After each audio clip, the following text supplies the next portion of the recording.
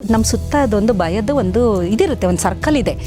ಒಂದು ಸಲ ನೀವು ಕ್ರಾಸ್ ಮಾಡಿಬಿಟ್ರೆ ರೋಡಿಗೆ ಬರ್ದಲ್ಲೇ ಹೋದರೆ ನೀವು ಯಾವತ್ತೂ ವೆಹಿಕಲ್ ಓಡ್ಸೋಕ್ಕೆ ಆಗೋದಿಲ್ಲ. ಭಯ ಪಟ್ಕೊಂಡ್ರೆ ನೀವು ಎಕ್ಸ್ಪ್ಲೋರ್ ಮಾಡಲೇಬೇಕು ನೀವು.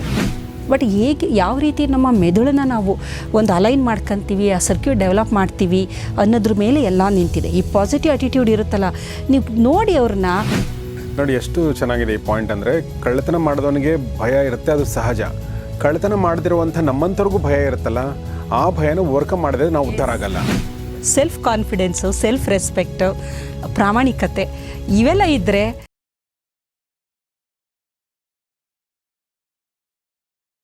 ಸ್ನೇಹಿತರೆ ನಮಸ್ಕಾರ. ಗೌರಿ ಶಕ್ಕಿ ಸ್ಟುಡಿಯೋದ ವಿಶೇಷ ಕಾರ್ಯಕ್ರಮ ಫ್ಯಾಮಿಲಿ ಡಾಕ್ಟರ್, ನಿಮಗೆಲ್ಲ ಆತ್ಮೀಯ ಸ್ವಾಗತ. ನಾನು ಗೌರಿ ಶಕ್ಕಿ.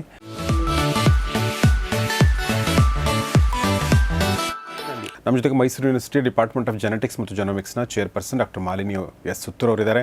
ನಾವು ಸಾಕಷ್ಟು ವಿಚಾರಗಳನ್ನ ಮಾತಾಡ್ತಾ ಇದ್ವಿ ಅವ್ರ ಜೊತೆಗೆ.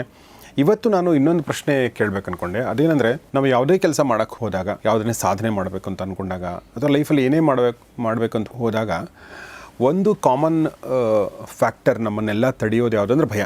ಹೌದು. ಬೇಸಿಕಲಿ ಹೊಸ ದಾರಿಯಲ್ಲಿ ಹೋಗಬೇಕಾದ್ರೂ ಕೂಡ ಭಯ ಆಗುತ್ತೆ, ಹೊಸ ಊರಿಗೆ ಹೋಗಬೇಕಾದ್ರೆ ಭಯ ಆಗುತ್ತೆ, ಹೊಸ ವ್ಯಕ್ತಿಗಳ ಜೊತೆ ಮಾತಾಡೋಕ್ಕೂ ಭಯ ಆಗುತ್ತೆ, ಹೊಸ ಕೆಲಸ ಮಾಡಬೇಕು, ಹೊಸ ಕಂಪನಿಗೆ ಹೋಗ್ಬೇಕಂದ್ರೆ ಭಯ ಆಗುತ್ತೆ, ಹೊಸ ಬಿಸ್ನೆಸ್ ಮಾಡ್ಬೇಕಂದ್ರೆ ಭಯ ಆಗುತ್ತೆ, ಹೊಸ ರಿಲೇಷನ್ಶಿಪ್ಗೆ ಎಂಟ್ರಿ ಆಗ್ಬೇಕಂದ್ರೂ ಕೂಡ ಭಯ ಆಗುತ್ತೆ, ಮದುವೆ ಆಗ್ಬೇಕಾದ್ರೆ ಭಯ ಆಗುತ್ತೆ ಫಾರ್ ಎಕ್ಸಾಂಪಲ್ ಅಲ್ವಾ. ಮಕ್ಕಳು ಆಗ್ತಾರೆ ಅಂದ್ರೂ ಕೂಡ ಭಯ ಆಗುತ್ತೆ. ಸಹಜವಾಗಿ ಆಗುತ್ತೆ ಅದು, ಯಾಕಂದರೆ ಅದು ನಮ್ಗೆ ಗೊತ್ತಿಲ್ಲ ಅದು ಹೇಗೆ ಅಂತ ಹೇಳಿ. ಸೊ ಈ ಒಂದು ಭಯ ಇದೆಯಲ್ಲ, ಇದು ಒಂದು ರೀತಿಯಿಂದ ಪಾಸಿಟಿವ್ ಆಗಿ ನೋಡೋದಾದರೆ ಇದು ಒಂದು ರೀತಿಯಿಂದ ಒಳ್ಳೆ ಕ್ವಾಲಿಟಿ ನನ್ನ ಪ್ರಕಾರ. ಯಾಕೆಂದರೆ ಭಯ ಅಂದರೆ ಪ್ರಿಕಾಷನ್. ಭಯ ಅಂದರೆ ಯೋಚನೆ ಮಾಡ್ತಾ ಇದ್ರ ಅಂತ ಅರ್ಥ. Survival mechanism. ಭಯ ಯಾರಿಗಿಲ್ಲೋ ಅವನು ಏನೋ ಒಂದು ಅನಾಹುತ ಮಾಡ್ಕೋತಾನೆ, ಭಯ ಇಲ್ಲದೆ ಇರೋನು. ಆದರೆ ಭಯವನ್ನು ಗೆಲ್ಲುವಂಥದ್ದು ಇದೆಯಲ್ಲ, ಯೋಚನೆ ಮಾಡಿಕೊಂಡು, ಅದು ಭಾಳ ಇಂಪಾರ್ಟೆಂಟ್ ಅನಿಸುತ್ತೆ. ಅಂದರೆ ಭಯದ ನಿವಾರಣೆ ಮಾಡುವಂಥದ್ದು. ಭಯ ನಿವಾರಣೆ ಮಾಡುವಂಥದ್ದು ಹೇಗೆ ಅನ್ನೋದ್ರ ಬಗ್ಗೆ ನಮಗೊಂದಷ್ಟು ವಿಚಾರಗಳು ಗೊತ್ತಿರ್ಬೋದು. ಆದರೆ ವೈಜ್ಞಾನಿಕ ಹಿನ್ನೆಲೆಯಲ್ಲಿ ಇದನ್ನು ನಾವು ಹೇಗೆ ಅನಲೈಸ್ ಮಾಡಿ, ಹೇಗೆ ಇದನ್ನು ನಾವು ಇದರಿಂದ ಹೊರಗಡೆ ಬರೋದು, ಅದ್ರ ಬಗ್ಗೆ ಮಾತಾಡ್ಬಾರ್ದು. ಸರ್, ಈಗ ಭಯ ಅಂತ ಏನಿದೆ, ಇದು ಮನುಷ್ಯನ ವಿಕಾಸದ ಹಂತದಲ್ಲೇ ಇದು ಬಂದಿರೋ ಅಂಥದ್ದು. ಇದೊಂದು ಪ್ರಕ್ರಿಯೆ. ಈಗ ಸ್ಟ್ರೆಸ್ ಅಂತ ನಾನು ಏನು ಹೇಳಿದೆ, ಸ್ಟ್ರೆಸ್ಸು ಅಷ್ಟೇ ಸರ್ವೈವಲ್ ಮೆಕ್ಯಾನಿಸಮು. ಒತ್ತಡ ಏನಕ್ಕೆ ಉಂಟಾಗುತ್ತೆ ಅಂದರೆ, ಏನೋ ಒಂದು ಅಪಾಯ ಆಗ್ತಾ ಇದೆ, ಅದಕ್ಕೆ ಈಗ ಫೈಟ್ ಆ್ಯಂಡ್ ಫ್ಲೈಟ್ ಅಂತ ಅಂತೀವಿ. ಅದ್ರ ಜೊತೆ ಹೋರಾಡಬೇಕು, ಯಾವುದೋ ಒಂದು ಸಂದರ್ಭ ಇದೆ, ಹೋರಾಡಬೇಕು ಇಲ್ಲ ಓಡೋಗಬೇಕು, ಎರಡೇ ಆಪ್ಷನ್ ನಮಗಿರೋದು. ಇದು ಸ್ಟ್ರೆಸ್ ಮೆಕ್ಯಾನಿಸಮು. ನಾನು ಹಿಂದೆ ಎಲ್ಲ ಹೇಳಿದ್ದೀನಿ. ಮನುಷ್ಯನ ವಿಕಾಸದ ಹಂತದಲ್ಲಿ ಈ ಭಯ ಅನ್ನೋದು ಸಹ ಅದೇ ಒಂದು ಸರ್ವೈವಲ್ ಮೆಕ್ಯಾನಿಸಮ್ ಅಂತಲೇ ಹೇಳ್ಬೋದು. ಇದು ಅದೇ ಥರನೇ. ಈಗ ನನಗೆ ಹುಲಿ ನೋಡಿದ್ರೆ ಭಯ ಇಲ್ಲ ಅಂತಂದರೆ, ಕೇಜ್ ಒಳಗಡೆ ಇದ್ದರೆ ಪರವಾಗಿಲ್ಲ, ಭಯ ಬೇಡ. ಎದುರುಗಡೆ ಬಂದು ನಿಂತಾಗ ನನಗೆ ಭಯ ಇಲ್ಲ, ನನಗೇನಾಗಲ್ಲ ಅಂತಂದರೆ ಮುಗೀತು ಕತೆ. ಅಂದರೆ ಸರ್ವೈವಲ್ಲು. ಆದರೆ ಭಯ, ನಿಜವಾದ ಭಯನ ರ್ಯಾಷನಲ್ಲ ಇರ್ಯಾಷನಲ್ಲ ಅದು ಮುಖ್ಯ. ಈಗ ಸುಮ್ಮನೆ ಭಯ ಪಡ್ತಾ ಇದ್ದೀನ, ನಿಜವಾಗ್ಲೂ ಏನಾದ್ರು ರೀಸನ್ ಇದೆಯಾ ಭಯ ಪಡೋಕ್ಕೆ ಅನ್ನೋದನ್ನು ನಾವು ನೋಡಬೇಕು. ಇದು ಪ್ರಾರಂಭ ಆಗೋದು ಮಗು ತಾಯಿಯ ಗರ್ಭದಲ್ಲಿದ್ದಾಗಲೇ ಶುರುವಾಗುತ್ತೆ. ಅದಕ್ಕೆ ತಾಯಿನ ತುಂಬ ಚೆನ್ನಾಗಿ ನೋಡ್ಕೋಬೇಕು ಅಂತ ಹೇಳೋದು ಅಲ್ಲಿಂದನೇ. ಅದು ಏಕೆಂದರೆ ಪ್ರೊಟೆಕ್ಟಿವ್ ಮೆಕ್ಯಾನಿಸಮು ಒಂದು ಲೈಫ್ ಅಂದಾಗ ಅಲ್ಲಿ ಪ್ರೊಟೆಕ್ಷನ್ ಬೇಕದು, ಅಲ್ಲಿಂದನೇ ಶುರು ಆಗುತ್ತೆ. ಉದಾಹರಣೆಗೆ ಹೇಳಬೇಕು ಅಂದರೆ, ಮಗು ಒಂದು ಎಳೆ ಕೂಸು, ಒಂದು 3 ತಿಂಗಳು ಮಗು ಮಲಗಿದೆ, ಚೆನ್ನಾಗಿ ನಿದ್ದೆ ಮಾಡ್ತಾಯಿದೆ. ಒಂದು ದಬ್ ಅಂತ ಒಂದು ಸೌಂಡ್ ಮಾಡಿ ಕಿರ್ಚ್ಕೊಂಡು ಎದ್ದುಬಿಟ್ಟು ಅಳುತ್ತೆ. ಏನಕ್ಕೆ ಅಂತಂದರೆ ಭಯದಿಂದ. ಅದು ಏನೋ ಆಯಿತು ತನಗೆ, ಅದಕ್ಕೇನು ಗೊತ್ತಿಲ್ಲ, ಸೌಂಡ್ ಆಯಿತು, ಅದಕ್ಕೆ ಭಯ ಆಯಿತು, ಅಳಕ್ಕೆ ಶುರು ಮಾಡುತ್ತೆ. ಆಮೇಲೆ ತಾಯಿ ಬಂದು ಎತ್ಕೋಬೇಕು, ಎತ್ಕೊಂಡು ಸಮಾಧಾನ ಮಾಡಿದ್ಮೇಲೆ ಸುಮ್ಮನಾಗುತ್ತೆ. ಬಂದು ಎತ್ಕೊಳ್ಳಿಲ್ಲ ಅಂದರೆ ಅದಕ್ಕಿನ್ನೂ ಆ ಭಯ ಇರುತ್ತೆ, ಏನೋ ಆಯಿತು. ಇದು ಯಾವ ಥರ ಅಂದರೆ, ಒಂದು ಜೀವಿ ಅಂದರೆ ಮಗು ಅಂತಲೇ ಅಲ್ಲ, ವೈರಸ್ಸು ಬ್ಯಾಕ್ಟೀರಿಯಾದಿಂದನೂ ಇದೆ ಇದು. ಎಲ್ಲ ಪ್ರಾಣಿಗಳಲ್ಲೂ ಈಗ ನೋಡಿ, ಕೆಲವು ಕಡೆ ಬಲಿ ಕೊಡ್ತಾರೆ ಪ್ರಾಣಿಗಳನ್ನು. ಅವು ಕರ್ಕೊಂಡು ಹೋಗ್ಬೇಕಾದ್ರೆ ಗೊತ್ತಾಗ್ಬಿಡುತ್ತೆ ಅವಕ್ಕೆ. ಗೊತ್ತಾಗಿ ಅವಕ್ಕೆ ನೋಡಿ, ಆ ಕತ್ತಿ ನೋಡಿದ ತಕ್ಷಣ ಅವು ಯಾವ ಥರ ಅಂದರೆ ಥ್ಯಾನೋಸೈಟೋಸಿಸ್ ಅಂತ ಏನೋ ಒಂದು ಕರೀತಾರೆ. ಅಂದರೆ ಫ್ರೀಸ್ ಆಗಿಬಿಡುತ್ತೆ, ಕೆಲವು ಕಿರ್ಚಾಡೋಕ್ಕೆ ಶುರು ಮಾಡುತ್ತೆ. ಅಂದರೆ ತುಂಬ ಮೆಕ್ಯಾನಿಸಮ್ ಇದೆ ಅದರಲ್ಲಿ. ಅಥವಾ ಸತ್ತೋದಂಗೆ ಅವೇನೇ ಬಿದ್ದೋಗ್ಬಿಡೋದು, ಆ್ಯಕ್ಟಿಂಗ್ ಶುರು ಮಾಡಿಬಿಡುತ್ತೆ. ಈ ಥರ ತುಂಬ ಇದೆ. ಈ ನಾಯಿಗಳು ಹಿಡಿಯೋಕೆ ಬಂದಾಗ ಕೂಡ ನಾಯಿಗಳಿಗೆ ಅದಕ್ಕೆ ಹೆಂಗೆ ಗೊತ್ತಾಗುತ್ತೋ ಗೊತ್ತಾಗಲ್ಲ ನೋಡಿ, ಹೆಂಗೆ ಓಡೋಗ್ತಾವಂದ್ರೆ ಅಬ್ಸರ್ವ್ ಮಾಡಿದ್ದೀನಿ. ಹೌದು, ಅದು ನೋಡಿ ಎಷ್ಟು ಅಂದರೆ ಆ ಒಂದು ಇನ್ಸ್ಟಿಂಕ್ಟ್ ಬಿಹೇವಿಯರ್ ಅದು. ಬೇರೆಯವ್ರು ಬಂದರೆ ಅವು ಹೋಗಲ್ಲ, ಬಟ್ ಅವರು ಗೊತ್ತಾಗೋಗುತ್ತೆ ಅದಕ್ಕೆ. ಅದೇ ಥರ ಬಲಿ ಕೊಡ್ಬೇಕಾದ್ರೂ ಅಷ್ಟೇ, ಎಷ್ಟು ಕರ್ಕೊಂಡು ಹೋಗೋಷ್ಟು ಅವೇಲೆ ಅವಕ್ಕೆ ಗೊತ್ತಾಗೋಗುತ್ತೆ. ಭಯದಿಂದ ಅವು ಬರೋದೇ ಇಲ್ಲ, ಎಳ್ಕೊಂಡು ಹೋಗ್ತಾ ಇರ್ತಾರೆ. ಸೊ ಇದು ಮನುಷ್ಯ ಅಂತಲ್ಲ, ಎಲ್ಲ ಜೀವಿಗಳಿಗೂ ಇದು ಇದ್ದೇ ಇದೆ ಸರ್ವೈವಲ್ ಮೆಕ್ಯಾನಿಸಮ್. ಹುಟ್ಟಿದ ಮಗುವಿಂದ ನಾನು ಹೇಳಿದೆ, ಶಬ್ದ ಮಾಡಿದ್ರೆ ಅಥವಾ ಅಪರಿಚಿತರನ್ನ ನೋಡಿದಾಗ ತಂದೆ ತಾಯಿ ಬಿಟ್ಟು ಬೇರೆ ಯಾರು ಮಗು ಕ್ಯೂಟ್ ಆಗಿದೆ ಅಂತ ಎತ್ಕೊಂಡ್ರೆ ಕಿರ್ಚ್ಕೊಂಡು ಹೇಳೋಕ್ಕೆ ಶುರು ಮಾಡುತ್ತೆ. ಭಯ ಅದು ಒಂಥರ, ಯಾರೋ ಬೇರೆಯವರು ಅಂದರೆ ನನಗೇನೋ ತೊಂದರೆ ಆಗ್ತಿದೆ ಅನ್ನೋ ಅನ್ನೋದು ಎಲ್ಲೋ ಒಂದು ಅದಕ್ಕೆ ಒಳಗಡೆ ಇನ್ಸ್ಟಿಂಕ್ಟ್ ಇರುತ್ತೆ, ನನಗೇನೋ ಒಂದು ತೊಂದರೆ ಮಾಡ್ತಾ ಇದ್ದಾರೆ ಇವರು ಅಂತೇಳಿ. ಆಮೇಲೆ ಸ್ವಲ್ಪ ದಿನ ಪರಿಚಯ ಆದಮೇಲೆ ಕಂಫರ್ಟಬಲ್ ಆಗಿರುತ್ತದೆ. ಹಾಗಾಗಿ ಇದು ನಾವು ಬಾಲ್ಯದಿಂದ ಶುರು ಮಾಡಿಬಿಡ್ತೀವಿ ಭಯನ. ಯಾವ ಥರ ಮಗು ಏನೋ ಮಾಡ್ತು, ರಚೆ ಹಿಡಿತು, ಗೊಗಯ್ಯ ಬಂದ, ದೆವ್ವ ಬಂತು, ಭೂತ ಬಂತು, ನಿನ್ಗೆ ಅವ್ರಿಗೆ ಹಿಡ್ಕೊಡ್ತೀನಿ, ಇವ್ರಿಗೆ ಹಿಡ್ಕೊಡ್ತೀನಿ, ಮಕ್ಕಳು ಕಳ್ಳರಿದ್ದಾರೆ. ಸೊ ಇದು ಏನು ಗೊತ್ತಿಲ್ಲದೆ ಇರೋರಿಗೆ ನಾವು ಒಂದೊಂದಾಗಿ ಭಯ ನಾವೇ ತುಂಬಿಸ್ತೀವಿ. ಆಮೇಲೆ ಕತ್ತಲೆ, ಈಗ ದೆವ್ವ ಭೂತ ಹೇಳಿದಾಗ ಕತ್ಲೆಯಲ್ಲಿ ಬರೋದು ದೆವ್ವ ಅಂತ ಮಕ್ಕಳಿಗೆ. ಸೊ ಲೈಟ್ ಇದ್ದಾಗ ಏನನ್ಸಲ್ಲ, ಕತ್ಲೆ ಇದ್ದವಂದರೆ ಅವರು ಕೆಲವು ಮಕ್ಕಳುಗಳು ಒಂಟಿಯಾಗಿರೋದೇ ಇಲ್ಲ, ಎಷ್ಟು ದೊಡ್ಡವರಾದರೂ ಒಂದು ರೂಮಿಂದ ಇನ್ನೊಂದು ರೂಮ್ಗೆ ಹೋಗಲ್ಲ. ಕಾರಣ ಏನಂದರೆ ಅವರ ಅಜ್ಜಿ ತಾತ ಅವ್ರಿಗೆ ಭಯಾನಕ ದೆವ್ವ ಭೂತ, ಕೋರೆಹಲ್ಲು, ರಾಕ್ಷಸಿ, ಬ್ರಹ್ಮರಾಕ್ಷಸಿ ಕಥೆಗಳು ಹೇಳ್ಬಿಟ್ಟು ಎದುರಿಸ್ಬಿಟ್ಟಿರ್ತಾರೆ. ಏನಂದರೆ ಉದ್ದೇಶ ಅದಲ್ಲ, ಅವ್ರು ಏನೋ ಮಾಡ್ತಾ ಇರ್ತಾರೆ ತರಲೆ. ಸೊ ಅದನ್ನು ಒಂದು ಸ್ನಬ್ ಮಾಡೋದಕ್ಕೋಸ್ಕರ ಅದೆಲ್ಲ ಮಾಡ್ತಾರೆ. ಅಲ್ಲಿಂದ ಶುರು ಆಗುತ್ತೆ ಭಯ. ಆಮೇಲೆ ದೇವರ ಭಯ, ದೇವರು ಧರ್ಮ. ನೀನು ಏನಕ್ಕೆ ಅಂದರೆ ಒಂದು ಡಿಸಿಪ್ಲಿನ್ಗೆ ನಾವು ದೇವ್ರ ಭಯ ಇಟ್ಟಿರೋದು. ನೋಡು ನೀನು ಹಂಗೆ ಮಾಡಿದ್ರೆ ನೋಡು ಮಾಮಿ ನಿನ್ನ ಕಣ್ಣು ಕಿತ್ಕೊಳ್ಳುತ್ತೆ, ನೀನು ಅದನ್ನು ಪ್ರಸಾದನ ಎಂಜಲ್ ಮಾಡಬೇಡ, ಮಾಮಿ ನಿನ್ನ ಕಣ್ಣು ಕಿತ್ಕೊಂಡ್ಬಿಡುತ್ತೆ ಅಂತ ಎದುರಿಸಿರ್ತೀವಿ. ಸೊ ಅಲ್ಲಿಂದ ಶುರು ಆಗ್ತದೆ ದೇವರು. ಮಾಮಿ ಮಾಮಿ ಅಂತ ದೇವ್ರಿಗೆ ಹೇಳ್ತೀವಲ್ಲ, ನೋಡು ದೇವ್ರು ನಿನ್ನ ಕಣ್ಣು ಕಿತ್ಕೊಂತಾರೆ, ನೀನು ಸ್ನಾನ ಮಾಡ್ಕೊಂಬರ್ಬೇಕು, ನಾನ್ ವೆಜ್ ತಿಂದು ನೀನು ದೇವಸ್ಥಾನಕ್ಕೆ ಹೋದರೆ ನಿನಗೇನೋ. ಸೊ ಇದೆಲ್ಲ ಭಯಗಳು ನಾವು ಒಂದೊಂದೇ ಬೇರೆ ಬೇರೆ ಹಂತದಲ್ಲಿ ಶುರು ಮಾಡ್ತೀವಿ. ಆಮೇಲೆ ಯೌವನಕ್ಕೆ ಬಂದಾಗ ಮಕ್ಕಳಿಗೆ ಎಜುಕೇಷನ್ನು, ನಾನು ಎಕ್ಸಾಮಿಗೆ ಬರೆದಿದ್ದೀನೋ ಅಥವಾ ಚೆನ್ನಾಗಿ ಓದಿದ್ರು ಅಲ್ಲಿ ಹೋಗಿದ ತಕ್ಷಣ ಭಯ ಶುರು ಆಗುತ್ತೆ. ಪೇಪರ್ ನೋಡಿದ ತಕ್ಷಣ ಬ್ಲ್ಯಾಂಕ್ ಆಗೋ ಅಂಥದ್ದು. ಆಮೇಲೆ 15ಕ್ಕೆ ಬಂದಾಗ ಆವಾಗೊಂಥರ ಭಯ, ಕೆಲಸ ಸಿಕ್ಕುತ್ತೋ ಇಲ್ವೋ. ಆಮೇಲೆ ವಯಸ್ಸಾದಮೇಲೆ ಸೊಸೆ ಮಗನ ಮದುವೆ ಮಾಡಿದ್ರೆ ಎಷ್ಟು ಭಯ ಇರುತ್ತೆ ಅಂತಂದರೆ, ನಿಜವಾಗ್ಲೂ ಮಗನಿಗೆ ಮದುವೆ ಮಾಡಿದ್ರೆ ಸೊಸೆ ಬಂದು ನನ್ನ ಅಧಿಕಾರ ಎಲ್ಲೋಗುತ್ತೋ ಅಂತ ತಾಯಿಗೆ ಭಯ ಆಗಿ ಎಷ್ಟೋ ಗಂಡು ಮಕ್ಕಳಿಗೆ ತುಂಬ ಡಿಲೇ ಮಾಡ್ತಾ ಬರ್ತಾರೆ. ಅಂಥವರು ಇದ್ದಾರೆ, ಎಲ್ಲರೂ ಅಂತ ನಾನು ಹೇಳ್ತಾ ಇಲ್ಲ. ಈ ಥರದ ಕೇಸ್ಗಳು ಇರುತ್ತೆ. ಇನ್ನೂ ವಿಚಿತ್ರ ಅಂತಂದರೆ, ಮೈದನನಿಗೆ ತುಂಬ ಸುಂದರವಾಗಿರೋ ಅಂಥ ಹೆಂಡತಿ ತಂದುಬಿಟ್ರೆ ತನ್ನ ಪ್ರಾಮಿನೆನ್ಸ್ ಕಮ್ಮಿ ಆಗುತ್ತೆ ಅಂತೇಳಿ ಮೈದನನಿಗೆ ಚೆನ್ನಾಗಿಲ್ದೇ ಇರೋ ಹುಡುಗಿನ ಹುಡುಕಿರೋ ಅಂತ ಅದಕ್ಕೆರೂ ಇದ್ದಾರೆ. ಭಯದಿಂದ ತಮ್ಮ ಇಂಪಾರ್ಟೆನ್ಸ್ ಹೊಟ್ಟೋಗುತ್ತೆ. ಇದು ಎಂಥ ಜಗತ್ತು ಅಂತಂದರೆ, ಆಮೇಲೆ ಕೆಲವರಿಗೆ ಮಗ ದುಡಿತಾ ಇರ್ತಾನೆ, ಮದುವೆ ಮಾಡಿಬಿಟ್ರೆ ಖರ್ಚು ಜಾಸ್ತಿ ಆಗುತ್ತೆ ಅಂತ ಮದುವೆನೇ ಮಾಡದೇ ಇರೋ ಅಂಥದ್ದು ಭಯ. ಅಂದರೆ ಬೇರೆ ಬೇರೆ ರೀತಿಲಿ ಎಲ್ಲದು. ಕೊನೆಗೆ ವಯಸ್ಸಾದ ಮೇಲೆ ಸಾವಿನ ಭಯ, ಯಾವಾಗ ಹೋಗ್ತೀವೋ ಏನೋ ಕಾಯಿಲೆಗಳು, ಈ ಥರ ಭಯ ಅನ್ನೋದು ಯಾರನ್ನೂ ಬಿಡಲ್ಲ. ಆದರೆ ಒಂದು ತಿಳ್ಕೋಬೇಕು, ಯಾರು ಸಾಧಕರು ಅವರು ನಮ್ಮ ಸುತ್ತ ಅದೊಂದು ಭಯದ ಒಂದು ಇದಿರುತ್ತೆ, ಒಂದು ಸರ್ಕಲ್ ಇದೆ. ಒಂದು ಸಲ ನೀವು ಕ್ರಾಸ್ ಮಾಡಿಬಿಟ್ರೆ ನೀವು ಬೇರೆನೇ, ನೀವು ಬೇರೆ ವ್ಯಕ್ತಿ, ಸ್ವತಂತ್ರ ನಿಮ್ಗೇನು ಇಲ್ಲ. ಮತ್ತು ಪ್ರಾಮಾಣಿಕತೆ ಎಲ್ಲಿರುತ್ತೆ, ಭಯ ಇರಲ್ಲ. ನಿರ್ಭೀತಿ ಅಂತ ನಾವೇನು ಹೇಳ್ತೀವಿ, ಪ್ರಾಮಾಣಿಕತೆ. ಒಂದು ಸಲ ಹೀಗೆ ಬರ್ಗು ರಾಮಚಂದ್ರಪ್ಪ ಅವ್ರ ಹತ್ರ ಯಾವುದೋ ಒಂದು ಕನ್ವರ್ಸೇಷನಲ್ಲಿ ಭಯ ಅಂದರೆ ಏನು ಅಂತ ಕೇಳಿದ್ರು. ನಾನು ಅವತ್ತು ಸ್ವಲ್ಪ ಯೋಚನೆ ಮಾಡಿದೆ, ಭಯ ಅಂದರೆ ಏನು, ಇದನ್ನು ಹೇಗೆ ಅಂದರೆ ಏನದು, ಯಾಕೆ ನಾವು ಭಯಪಡಬೇಕು ಅಂತಂದಾಗ ಭಗವದ್ಗೀತೆಯಲ್ಲಿ ಎಲ್ಲದಕ್ಕೂ ಆನ್ಸರ್ ಇದೆ. ಆಮೇಲೆ ಬೇಕಾದಷ್ಟು ನೀವು ರಾಮಕೃಷ್ಣ ಮಿಷನ್ ಅವ್ರದ್ದೆಲ್ಲ ಕೆಲವು ಕೇಳಿದಾಗ ಅನಿಸುತ್ತೆ. ಅದರಲ್ಲಿ ಇದರಲ್ಲಿ ಅವ್ರು ಹೇಳ್ತಾರೆ ಹೆಂಗೆ ಅಂತಂದರೆ, ಸಾವನ್ನ ತುಂಬ ಖುಷಿಯಿಂದ ಆಕ್ಸೆಪ್ಟ್ ಮಾಡಬೇಕು ಅಂತ ಸ್ಪಿರಿಚುಯಾಲಿಟಿಲಿ ಹೇಳ್ತಾರೆ. ಭಯ ಬೇಡ ಸಾವಿಗೆ. ಏನಕ್ಕೆ ಅಂದರೆ ನೀನು ಪುನಃ ಹೋಗ್ತಾ ಇದೆಯಾ, ಹೋಗಿ ಆ ಮೀನು ಓಷನ್ ಏನಿದೆ, ಈಗ ನೀನು ನೀರಿನ ಒಂದು ಬಿಂದು, ನೀನು ಓಷನ್ಗೆ ಹೋಗಿ ಸೇರೋದು ನಿಜ. ಅದು ಇವತ್ತಲ್ಲ ನಾಳೆ ಹೋಗಲೇಬೇಕು. 60 ವರ್ಷ 70 ವರ್ಷ 80 ವರ್ಷ ಯಾವತ್ತೋ ಒಂದಿನ ಹುಟ್ಟಿದ ಮೇಲೆ ನೀನು ಹೋಗಿ ಸೇರಲೇಬೇಕು. ಅದಕ್ಕೆ ಯಾಕೆ ಭಯ ಪಡ್ತೀಯಾ? ಒಂದಿನ ಅಲ್ಲ ಒಂದಿನ ಹೋಗಿ ಸೇರ್ತೀನಿ, ಅಲ್ಲಿವರೆಗೂ ಇರೋ ಅಷ್ಟು ದಿನ ಸಂತೋಷವಾಗಿರು. ಈ ಥರದ್ದು ಈ ಭಯದ ಒಂದು ವಾತಾವರಣ ಏನಿರುತ್ತೆ ಅದರಿಂದ ನಾವು ಹೊರಗೆ ಬರಲೇಬೇಕಾಗುತ್ತೆ.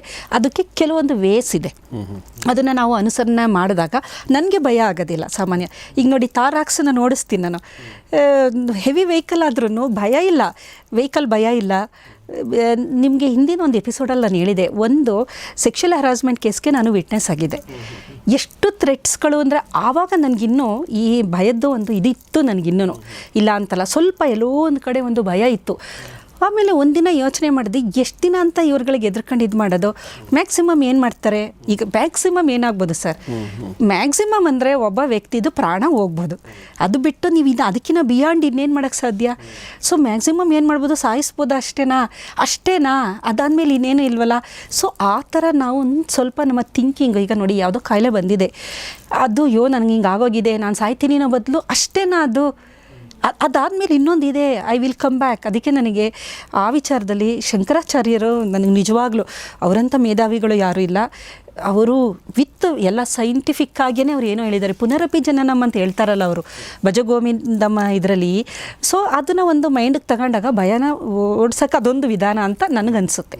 ಸೊ ಅದರಿಂದ ಒಂದು ಸಲ ಕ್ರಾಸ್ ಆದಮೇಲೆ ನಾನು ವಿಟ್ನೆಸ್ಗೆ ಹೋದೆ, ಎಲ್ಲ ಕಡೆನೂ ಹೋದೆ, ಏನೂ ಮಾಡ್ಕೊಳಕ್ಕಾಗಲಿಲ್ಲ. ನನಗೆ ಅವಾಗ ಅರ್ಥ ಆಯಿತು, ಓಹೋ ಇದನ್ನು ಕ್ರಾಸ್ ಮಾಡಿದ್ರೆ ಮಾತ್ರ ನಾವು ಗೆಲ್ಲಕ್ಕೆ ಸಾಧ್ಯ.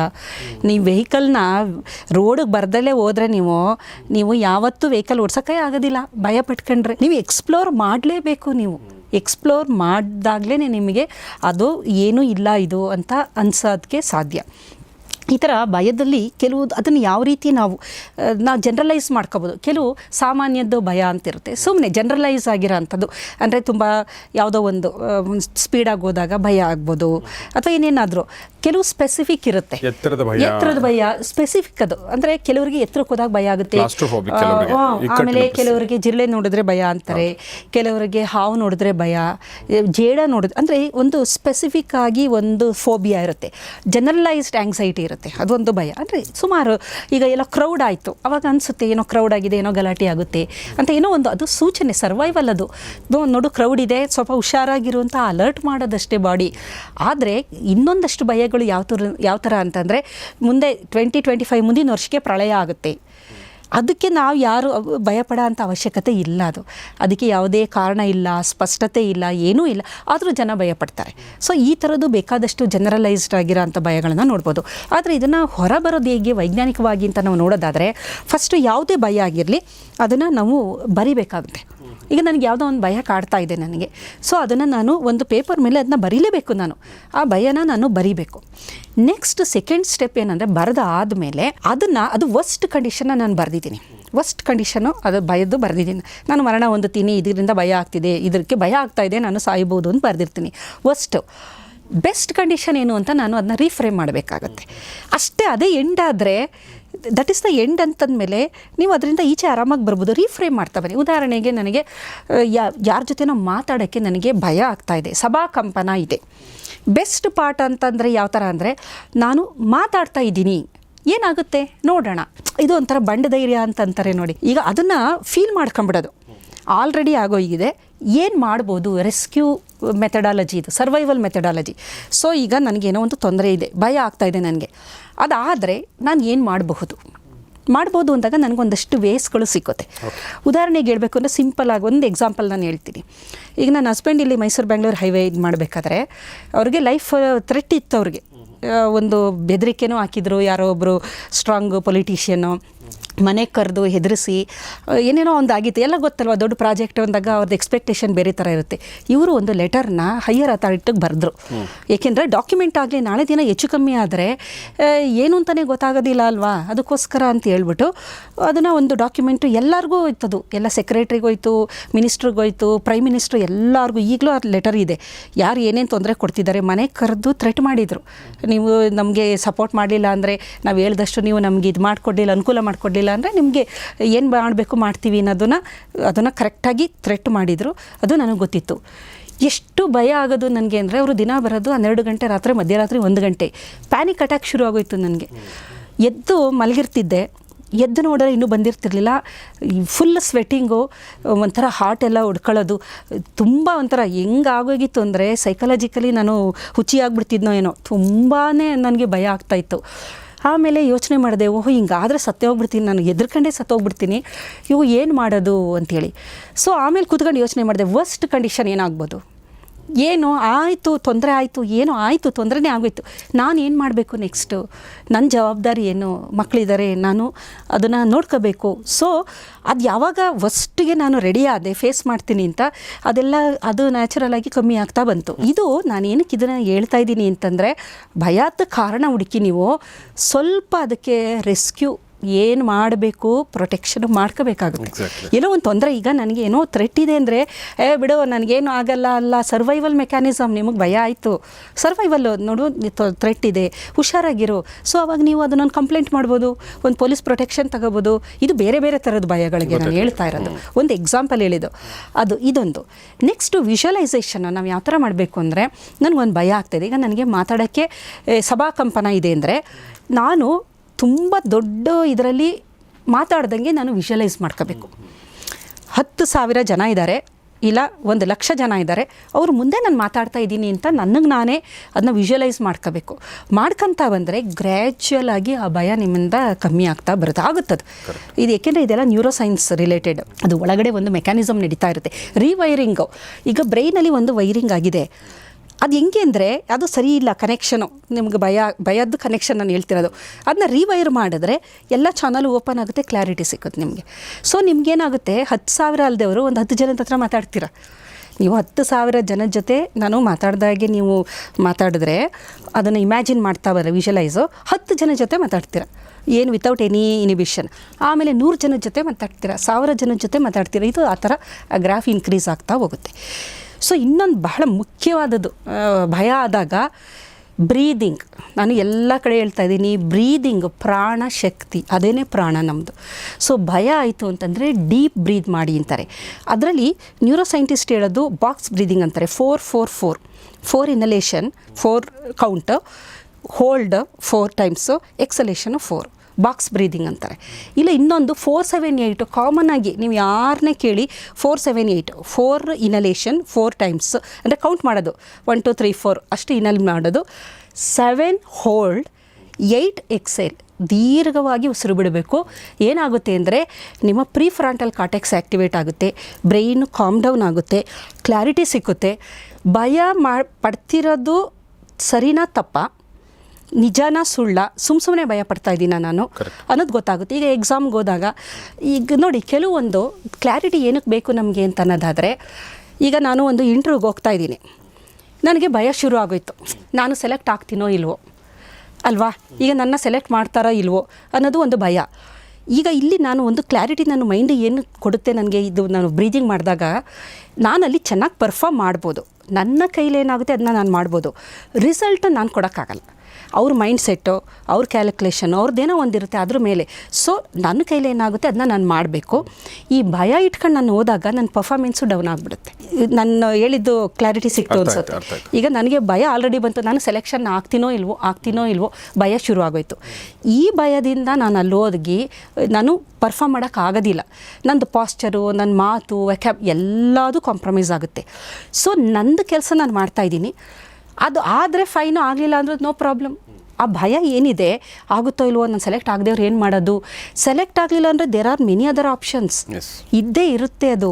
ಅದಾಗಿಲ್ಲ ಅಂದಿದ ತಕ್ಷಣ ಏನೂ ಆಗೋದು ಅಂತ ಎಂಥದ್ದು ಭೂಮಿ ತಲೆಕೆಳಗಾಗೋದು ಅಂಥದ್ದು ಏನೂ ಆಗೋದಿಲ್ಲ. ನಾನು ಆ ಒಂದು ಫಿಯರ್ಲೆಸ್ ಇದರಿಂದ ಅಲ್ಲಿ ಹೋದಾಗ ಪರ್ಫಾರ್ಮೆನ್ಸ್ ತುಂಬ ಚೆನ್ನಾಗಿ ಬರುತ್ತೆ ನಂದು. ಇದನ್ನು ಎಲ್ಲ ಕಡೆ ನೀವು ಅಪ್ಲೈ ಮಾಡ್ಬೋದು.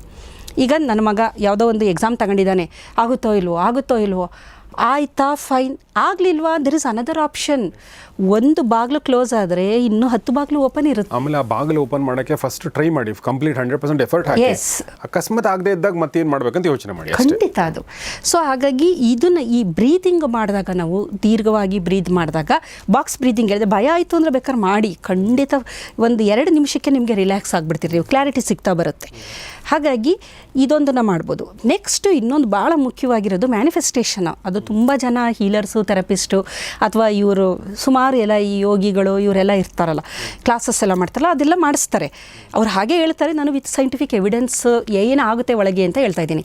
ಸೊ ಈ ವಿಜುವಲೈಸೇಷನ್, ಈ ಮ್ಯಾನಿಫೆಸ್ಟೇಷನಲ್ಲಿ ಏನು ಅಂತಂದರೆ, ಮೆದುಳಿನಲ್ಲಿ ಒಂದು ನೆಟ್ವರ್ಕ್ ಇರುತ್ತೆ ನಮ್ಮದೇನು ಅಂತಂದರೆ, ನಾವು ಒಂದು ಫ್ರೇಮ್ ಮಾಡ್ಕೊಂಬಿಟ್ಟಿರ್ತೀವಿ ಇದು ಅಂತ.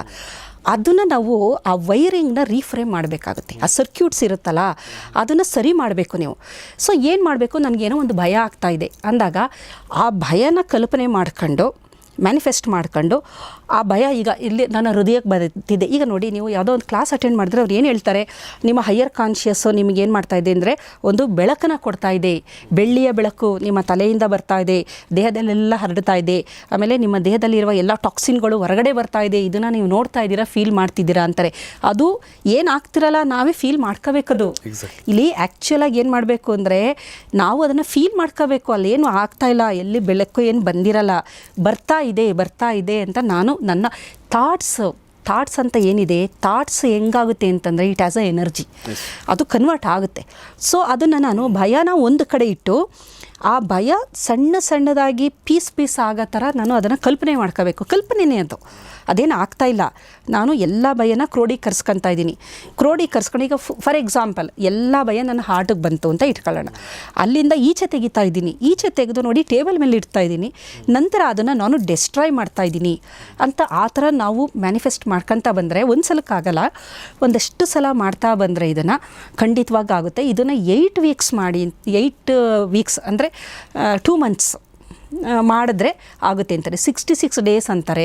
ಅಂದರೆ ಏನಕ್ಕಿಷ್ಟು ಅವರು ಇದು ಒಂದು ಪರ್ಟಿಕ್ಯುಲರ್ ಆಗಿ ಈ ಮಂಡಲ ಅಂತೆಲ್ಲ ಹೇಳೋರು ಹಿಂದೆ ಏನಕ್ಕಷ್ಟು ದಿನ ನೀವು ಮಾಡಿ ಅಂತಂದರೆ ನಿಮ್ಮ ಬ್ರೈನು ನೆಟ್ವರ್ಕಿಂಗು ಎಸ್ಟಾಬ್ಲಿಷ್ ಆಗೋಕ್ಕೆ ನಿಮ್ಗೆ ಅಷ್ಟು ದಿನ ಬೇಕು. ಒಂದು ದಿನ ನಾನು ಮಾಡಿಬಿಟ್ಟು ನನಗಾಗುತ್ತೆ ಅಂದರೆ ಖಂಡಿತ ಆಗಲ್ಲ. ಏಕೆಂದರೆ ಆ ನೆಟ್ವರ್ಕ್ ಎಸ್ಟಾಬ್ಲಿಷ್ ಆಗೋಲ್ಲ. ಪದೇ ನೀವು ಮಾಡ್ತಾ ಇದ್ದಾಗ ಆ ಬ್ರೈನಲ್ಲಿ ಹೆಂಗೆ ಅಂತಂದರೆ ಒಂದು ಮೆದುಳಿದೆಯಲ್ಲ, ಅದ್ಭುತ ಅದು ಏನು ಬೇಕಾದ್ರೂ ನಾವು ಮಾಡ್ಬೋದು. ಅದಕ್ಕೆ ನಾವೇ ಕ್ರಿಯೇಟರ್.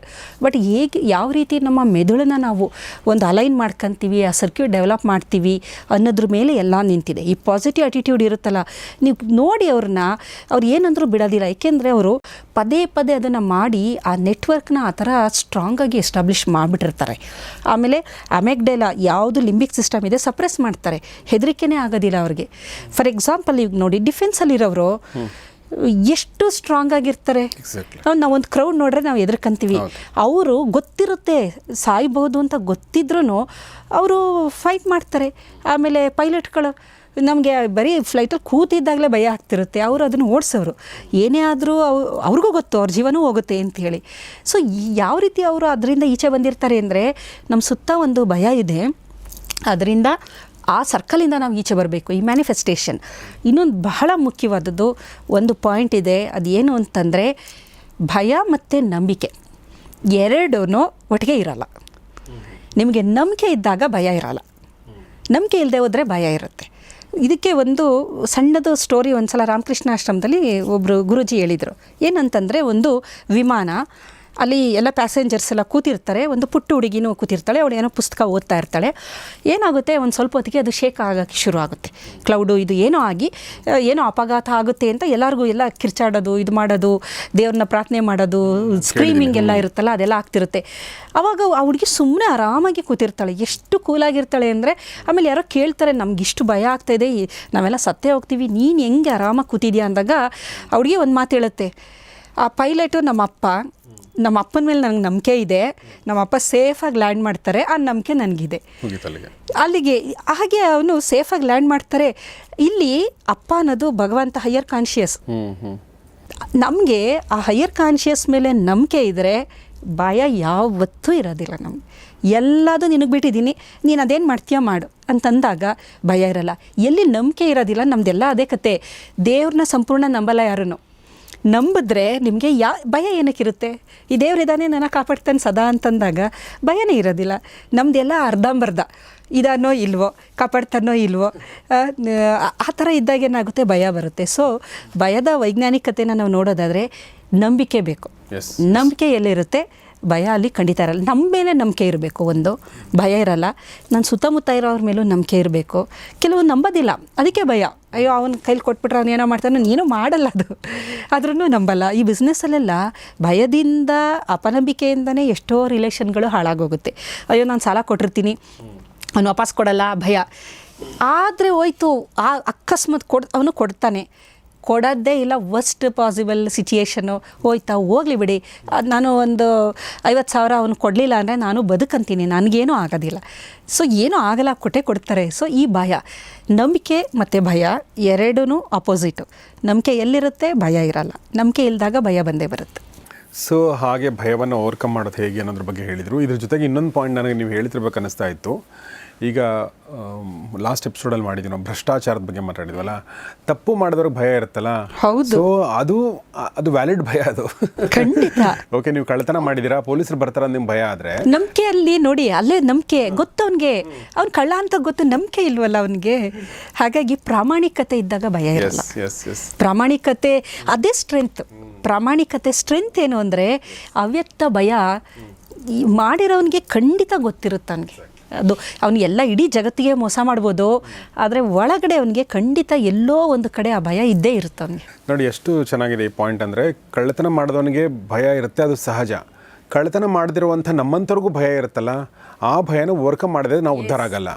ಯಾಕಂದ್ರೆ ಅವ್ರಿಗೆ ಭಯ ಇರುತ್ತೆ, ನಮ್ಗೆ ಯಾಕೆ ಭಯ ಇರಬೇಕು? ಆದರೂ ನಮಗೆ ಭಯ ಇರುತ್ತೆ. ಎಲ್ಲ ಸರಿ ಇದ್ದವ್ರಿಗೂ ಭಯ ಇರುತ್ತೆ.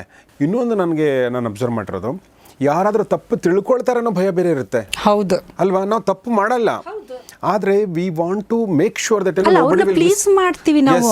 ಅದು ಬೇಡ. ಈಗ ನನಗೆ ನನ್ನ ಮೇಲೆ ನನಗೆ ನಂಬಿಕೆ ಇದೆ, ನಾನು ಹಾಗಾಗಿ ಯಾರ ಬಗ್ಗೆನೂ ತಲೆ ಕೆಡಿಸ್ಕೊಳ್ಳಲ್ಲ. ಆಮೇಲೆ ದೇವಾಭೂತ ಎಲ್ಲ ಹೇಳ್ತಾರಲ್ಲ, ನಾನು ಅನ್ಕೊಳ್ಳೋದು ಅದೇನಾದ್ರು ಬಂದರೆ ನಾನು ಕೇಳ್ತೀನಿ, ನೋಡು ನಾನು ಚೆನ್ನಾಗಿ ಬದುಕಿದ್ದೀನಿ, ನಾನು ಯಾರಿಗೂ ತೊಂದರೆ ಮಾಡಿಲ್ಲ, ನಿನಗೆ ಯಾರು ತೊಂದರೆ ಮಾಡಿ ನಿನ್ನ ಈ ಸ್ಥಿತಿ ತಂದಿದ್ದಾರೆ ಅವ್ರ ಹೋಗಿ ಸೇಡ್ ತಿರ್ಸ್ಕೊ. ಸೊ ಭಯ ಅದೆಲ್ಲ ಸುಮ್ಮನೆ ನಾವೊಂದು ಕ್ರಿಯೇಟ್ ಮಾಡೋದು. ಆಮೇಲೆ ದೇವ್ರ ಹತ್ರನೂ ಅಷ್ಟೇ, ದೇವ್ರ ಎದುರಿಗೆ ಬಂದ್ರೂ ನಾನು ಕಣ್ಣಲ್ಲಿ ಕಣ್ಣಿಟ್ಟು ನೋಡ್ತೀನಿ, ನೋಡು ನಾನು ಚೆನ್ನಾಗಿ ಬದುಕಿದ್ದೀನಿ, ಒಳ್ಳೆ ಕೆಲಸ ಮಾಡಿದ್ದೀನಿ, ಯಾರು ಅನ್ಯಾಯ ಮಾಡ್ತಿದ್ದಾರೆ ಅವ್ರನ್ನ ನೋಡ್ಕೊ ನೀನು. ಸೊ ನಂಬಿಕೆ ನಮ್ಮ ಮೇಲಿರಬೇಕು, ಸೆಲ್ಫ್ ಕಾನ್ಫಿಡೆನ್ಸು, ಸೆಲ್ಫ್ ರೆಸ್ಪೆಕ್ಟು, ಪ್ರಾಮಾಣಿಕತೆ ಇವೆಲ್ಲ ಇದ್ದರೆ ನೀವು ಎಷ್ಟು ಕೂಲಾಗಿ ಆರಾಮಾಗಿರ್ತೀರ ಅಂತಂದರೆ ನಿಮಗೆ ನೀವೇ ಸಾಟಿ. ವಂಡರ್ಫುಲ್. ಸೊ ನನಗನ್ಸುತ್ತೆ ಈ ಎಲ್ಲ ಡಾಕ್ಟರ್ ಮಾಲಿನಿ ಸುತ್ರ ಅವ್ರು ಹೇಳ್ತಿರೋಂಥ ವಿಡಿಯೋಗಳು ಹೈಸ್ಕೂಲ್, PUC, ಡಿಗ್ರಿ ಓದ್ತಿರುವಂಥ ಮಕ್ಕಳಿಗೆ ಕೂಡ ಸಿಗಬೇಕು ಅಂತ ಅನಿಸುತ್ತೆ, ಅಪಾರ್ಟ್ ಫ್ರಮ್ ನೀವೇನು ನೋಡ್ತಾ ಇದ್ದೀರಾ. ಯಾಕೆಂದರೆ ಒಂದು ಹಂತಕ್ಕೆ 30-35-40 ದಾಟ್ದಂಗೆ ಕ್ಲಾರಿಟಿ ಬರ್ತಾ ಹೋಗುತ್ತೆ ಒಂದಷ್ಟು ವಿಚಾರಗಳು. ಬಟ್ ಅಲ್ಲಿ ತನಕ ಒಂದು 10-15 ವರ್ಷ 20 ವರ್ಷಗಳದ್ದು ಏನಿರ್ತಾವಲ್ವ, ಒಂದು 15ರಿಂದ ಹಿಡ್ಕೊಂಡು 25-30 ತನಕ ಈ ಎಲ್ಲ ಏನು ಸಮಸ್ಯೆಗಳು ನಾವು ಮಾತಾಡ್ತಾ ಇದ್ದೀವಿ, ಈ ಎಲ್ಲದರಿಂದ ನಾವು ತೊಳಲಾಡಿರ್ತೀವಿ, ಕಷ್ಟ ಅನುಭವಿಸಿರ್ತೀವಿ. ಈ ಒಂದು ಸಮಸ್ಯೆಗಳನ್ನು ಪರಿಹಾರ ಮಾಡ್ಕೊಂಡ್ಬಿಟ್ರೆ ನಮ್ಮ ಜೀವನ ತುಂಬ ಸುಗಮ ಆಗುತ್ತೆ. ಆ ಹಿನ್ನೆಲೆಯಲ್ಲಿ ನಾನು ಕೇಳ್ತಿರೋ, ದಯವಿಟ್ಟು ಇದನ್ನು ನಿಮ್ಮೆಲ್ಲ ಸ್ನೇಹಿತರೊಂದಿಗೆ ಶೇರ್ ಮಾಡಿ, ವಿಶೇಷವಾಗಿ ಸ್ಟೂಡೆಂಟ್ ಕಮ್ಯುನಿಟಿ ಜೊತೆ ಶೇರ್ ಮಾಡಿ. ಭಾಳ ಅದು ಯಾಕೆಂದರೆ ಮಕ್ಕಳು ಅವ್ರಿಗೆ ಆ ಕ್ಲಾರಿಟಿ ಇರೋದು ಭಾಳ ಮುಖ್ಯ ಅಂತ ನನಗನ್ಸುತ್ತೆ. ಸೊ ಅಷ್ಟು ಹೇಳ್ತಾ ಮೇಡಮ್, ತುಂಬ ಥ್ಯಾಂಕ್ಸ್ ನಿಮಗೆ ನಮ್ಮ ಜೊತೆ ಇಷ್ಟೊತ್ತು ಮಾತಾಡಿದ್ರಿ. Thank you. ಸೊ ಸ್ನೇಹಿತರೆ, ಇದನ್ನು ನಿಮ್ಮ ಸ್ನೇಹಿತರನ್ನು ಶೇರ್ ಮಾಡಿ, ಮತ್ತು ನಿಮ್ಮ ಭಯ ಏನಿತ್ತು ಮತ್ತು ನಿಮ್ಮ ಭಯನ ಹೇಗೆ ಓವರ್ಕಮ್ ಮಾಡಿದ್ರಿ ಅನ್ನೋದನ್ನು ದಯವಿಟ್ಟು ಕಮೆಂಟ್ ಬಾಕ್ಸಲ್ಲಿ ತಿಳಿಸಿ. ಒಂದು ಉದಾಹರಣೆ ಕೊಟ್ಟು ನಾನು ಈ ಮಾತನ್ನು ಮುಗಿಸ್ತೀನಿ. ಅವ್ರು ಭಾಳ ಚೆನ್ನಾಗಿ ಹೇಳಿದ್ರು. ಈಗ ಸಭಾಕಂಪನ ಅಂತಿತ್ತಲ್ಲ, ನನಗೂ ಸಭಾಕಂಪನ ಇತ್ತು. ಬಟ್ ಆಮೇಲೆ ನಾನು ಹೇಗೆ ಓವರ್ಕಮ್ ಮಾಡಿದೆ, ಪ್ರಾಕ್ಟೀಸ್ ಮೂಲಕ ಅದೆಲ್ಲ ಇದೆ. ಬಟ್ ಈಗಲೂ ಕೂಡ ನಾನು ಪಬ್ಲಿಕ್ ಸ್ಪೀಚ್ ಬಗ್ಗೆ ಸ್ಪೀಚ್ ಕೊಡ್ತೀನಿ. ನಾನೀಗ ಸುಮಾರು ಕಡೆ ಹೋಗಿ ಮಾತಾಡ್ತೀನಿ. ಆ ಹೋಗೋಕ್ಕಿಂತ ಮುಂಚೆ ಅಲ್ಲಿ ಹೇಗೆ ಮಾತಾಡ್ತೀನಿ ಅನ್ನೋದು ನನಗೂ ಭಯ ಇರುತ್ತೆ. ಬಟ್ ಆ ಭಯನ ಓವರ್ಕಮ್ ಮಾಡೋದು ಹೇಗೆ ಅಂದರೆ ನಾನು ಪಾಯಿಂಟ್ ಮಾಡ್ತೀನಿ, ಮತ್ತು ಆ ಝೋನ್ ಅಂತಿರುತ್ತಲ್ಲ, ಅಲ್ಲಿ ಹೋಗಿ ನಾನು ಏನು ಮಾತಾಡ್ತಾ ಇದ್ದೀನಿ ಅನ್ನೋದು ಈಗಲೇ ಅನುಭವಿಸ್ತಾ ಇರ್ತೀನಿ. ಹೌದು, ನಾನು ಅದನ್ನೇ ಹೇಳಿದ್ದು. ವಿಜುವಲೈಸೇಷನಲ್ಲಿ ನೀವು ಆಲ್ರೆಡಿ ಒಂದು 10,000 ಜನದ ಜೊತೆ ಮಾತಾಡ್ದಂಗೆ ನೀವು ಫೀಲ್ ಮಾಡ್ಕೊಂಡ್ರೆ ನೀವು 10 ಜನದ ಜೊತೆ ವೆರಿ ಕಂಫರ್ಟಬಲ್ ಆಗಿ ನೀವು ಇದು ಮಾಡ್ತೀವಿ. ವಿಜುವಲೈಸೇಷನ್ ಪಾಯಿಂಟ್ ಅದು. ಈಗ ನಿಮಗೆ ಗೊತ್ತಿಲ್ದಂಗೆ ನೀವು ಮಾಡಿದ್ದೀವಿ. ಹೌದು. ಸೊ ಅದು ಇದನ್ನೆಲ್ಲ ಹೇಳ್ತೀನಿ, ಹೀಗೆ ಹೇಳ್ತೀನಿ, ಇದಾದ್ಮೇಲೆ ಇದು ಹೇಳ್ತೀನಿ. ಆಮೇಲೆ ಅದು ಇನ್ನೊಂದು ಆ ಪ್ರಿಪ್ರೇಷನ್ ಇದೆಯಲ್ಲ, ಅದು ಏನು ಮಾತಾಡ್ತೀನಿ ಅನ್ನೋದು ಪ್ರಿಪ್ರೇಷನ್ ಇದೆಯಲ್ಲ, ಅದ್ರ ಬಗ್ಗೆ ಒಂದು ಕನ್ವಿಕ್ಷನ್. ಅಂದರೆ ನೀವೇನು ಪಾಯಿಂಟ್ಗಳು ಮಾಡ್ಕೊಂಡಿದ್ದೀರಾ, ಆ ಒಂದು ಕಂಪ್ಲೀಟ್ ಆ ಒಂದು ಮೂಡ್, ಆ ಒಂದು ಝೋನಲ್ಲಿ ಇದ್ಬಿಟ್ರೆ ನಿಮ್ಮನ್ನು ಸ್ಟಾಪ್ ಮಾಡೋಕ್ಕೆ ಸಾಧ್ಯ ಇಲ್ಲ ಯಾರು. You just go on and on and on and on. ನಿಮಗೆ ಏನು ಪ್ರಶ್ನೆ ಕೇಳಿದ್ರು ಉತ್ತರ ಕೊಡ್ತೀರಾ, ಯಾಕೆಂದರೆ ಆ ಝೋನಲ್ಲಿ ಇರ್ತೀರ. ಸೊ ಹಾಗೆ ಒಂದಷ್ಟು ಕಲಿಬೇಕು ಮೇಡಮ್ ಥರದವರಿಂದ, ಕೆಲವೊಂದು ಅನುಭವಗಳಿಂದ ಬರುತ್ತೆ. ಆದರೆ ಎಲ್ಲಕ್ಕಿಂತ ಮುಖ್ಯ ಏನಂದೇಳಿ ಇದನ್ನು ದಯವಿಟ್ಟು ಶೇರ್ ಮಾಡಿ. ಅಷ್ಟು ಹೇಳ್ತಾ ಇವತ್ತಿನ ವಿಡಿಯೋ ಮುಗಿಸ್ತದೆ. ನೋಡ್ತಾರೆ ಗೌರಿ ಶೇಖ್ ಸ್ಟುಡಿಯೋ, ನೋಡ್ತಾರೆ ಫ್ಯಾಮಿಲಿ ಡಾಕ್ಟರ್ ಕಾರ್ಯಕ್ರಮ. ನಮಸ್ಕಾರ.